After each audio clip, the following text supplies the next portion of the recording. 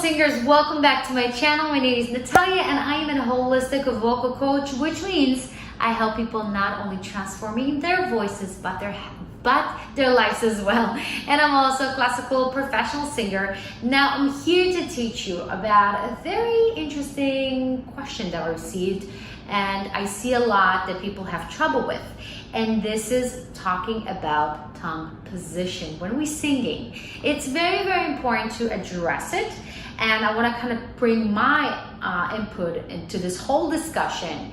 But before we're going to do that, did you subscribe? Are you part of this family already? If not, this is the time to subscribe. And if you're singers, please make sure to be part of my free vocal challenge. All you got to do is click the first link right there in the description bar below, and it's going to direct you to my website. You're going to insert your name in your email, and I'll send you the vocal challenge right away to your inbox. So let's talk about tongue positioning. Now, before we talk about positioning, it's very important to understand that if you are not positioning your tongue correctly, and the way to kind of see if you're not is either if you are tensing, if you feel your tongue is originating and getting a little bit more hard than it should be, or you feel a strain when you're singing, right? Or if you're having trouble to articulate correctly the words you're singing, you know your tongue is not really in the right place.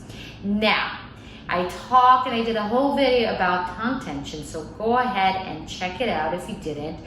But the rule of thumb of tongue positioning is to understand that the tongue is a really big muscle that is connected to our larynx. So it's very important to understand that the tongue is not a crucial, important factor in our vocal production. It's not. It's really its job.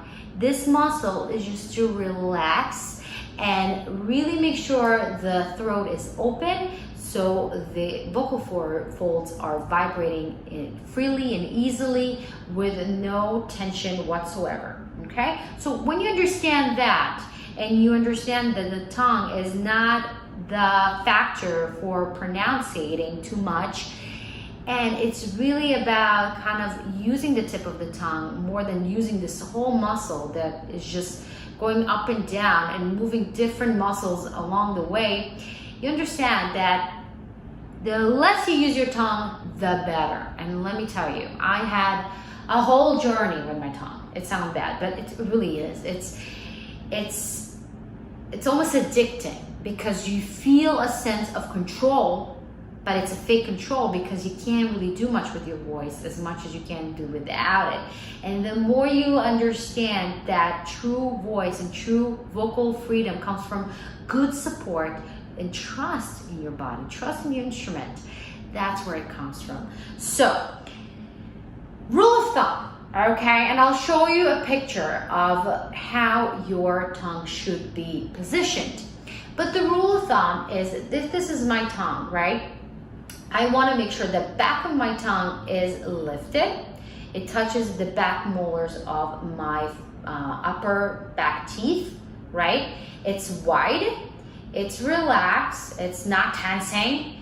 And as a result, the front part of my tongue is touching my bottom front teeth very slightly and very gently, not pushing them, not anything like that.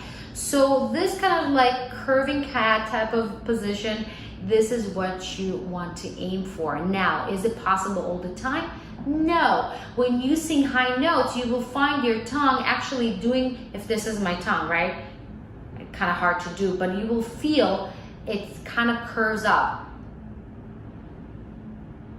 to make sure we're leaving room for the air to hit those resonating chambers in a very easy way. So we make room for the air and we open our throat to sing. This is very, very important. So you will see that, but I'm not pushing the tongue against my chin. I'm just letting kind of curl easily. You don't do it on purpose. This is the thing. It's a byfactor of releasing your tongue by releasing and opening your throat. It's not something you do and then it's happening. It's kind of like the other way around. But you know, when you see yourself singing high notes and you tensing and you seeing your tongue doing some kind of like in the middle versus down, you know you're not doing something correctly. So this is a rule of thumb for you to understand that, okay?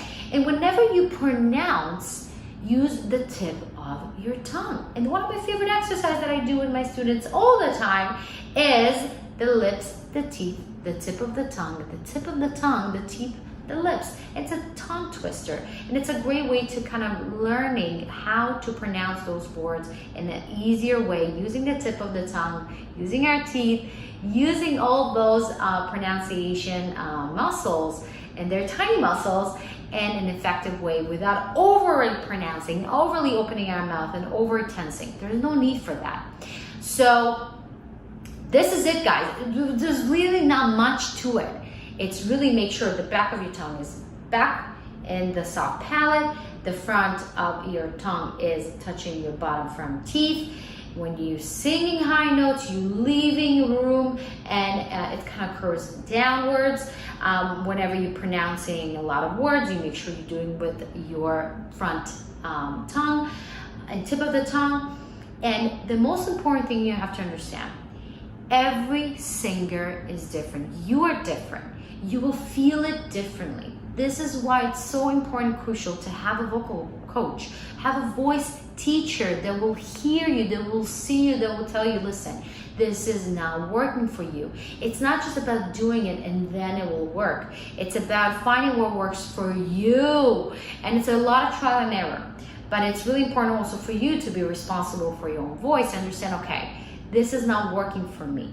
Well, I know how the tongue should be like, and seeing and observing good singers sing, this is a great way to learn how to do it correctly, because you will see the greater singers where they hit the high notes, you see their cheekbones, you see the jaws dropping, you see the tongue is curving and leaving this room for this beautiful voice to come out.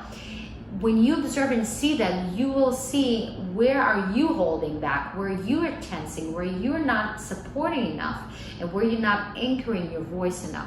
So all those things are really personal. So make sure you have a voice teacher that you really trust, that will guide you to really show what works for you and how it should feel like for you, so you know you're on the right track. Okay, guys, so I hope I helped you. If you have more questions, this is the time to leave your questions in the comment section below. I promise I will answer them. And if I need to answer in a more depth, I will definitely make a video just for you. So go ahead and ask all your questions you have. If you want to be part of my vocal challenge, this is the time to be part of it. You have nothing to lose, only gain. So click the first link in the description bar below. And if you're not part of the family already, what are you waiting for? This is the time to subscribe. Come. Be part of our family in a supporting environment where we encourage one another, and also we learn how to be the best singers we can be. So guys, with that, I'm going to leave you. Thank you so much for watching, and I'll see you in our next video. Bye.